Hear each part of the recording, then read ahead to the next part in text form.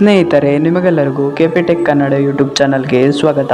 ಸ್ನೇಹಿತರೆ, ಗೃಹಲಕ್ಷ್ಮಿ ಯೋಜನೆ 7ನೇ ಕಂತಿನ ಹಣ ಪಡೆಯುತ್ತಿರುವವರಿಗೆ ಒಂದು ಭರ್ಜರಿ ಗುಡ್ ನ್ಯೂಸ್ ಬಂದಿದೆ.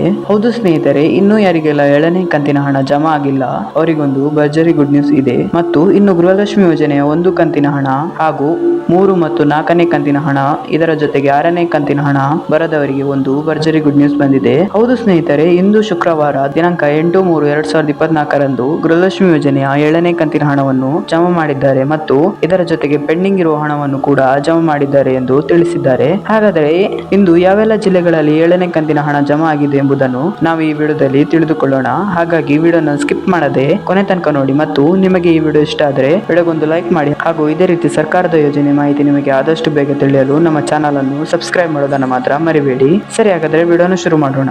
ಸ್ನೇಹಿತರೆ, ಇವತ್ತು ರಾಜ್ಯ ಸರ್ಕಾರವು 7ನೇ ಕಂತಿನ ಹಣದ ಜೊತೆಗೆ ಪೆಂಡಿಂಗ್ ಹಣವನ್ನು ಕೂಡ ಜಮಾ ಮಾಡಿದೆ. ಹಾಗಾದರೆ ಗೃಹಲಕ್ಷ್ಮಿ ಯೋಜನೆಯ ಹಣವನ್ನು ಯಾವೆಲ್ಲ ಜಿಲ್ಲೆಗಳಲ್ಲಿ ಇಂದು ಜಮಾ ಮಾಡಿದ್ದಾರೆ ಎಂದು ತಿಳಿಯೋಣ.